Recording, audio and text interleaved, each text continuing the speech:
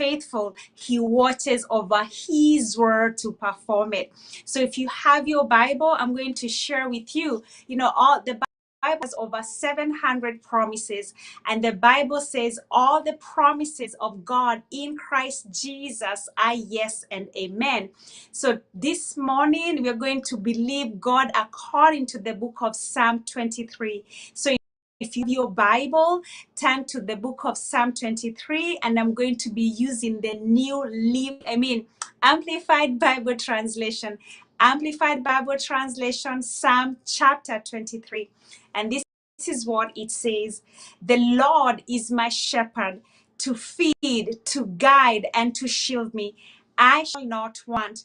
He lets me lie down in green pastures.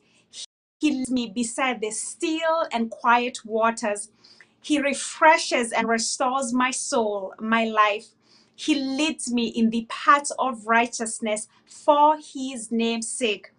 Even though I walk through the sunless valley of the shadow of death, I fear no evil, for you are with me. Your rod to protect and your staff to guide, they comfort and console me. You prepare a table before me in the presence of my enemies. You have anointed and refreshed my head with oil. My cup overflows. Surely goodness and mercy and unfailing love shall follow me all the day of my life, and I shall dwell forever throughout all my days in the presence of the Lord.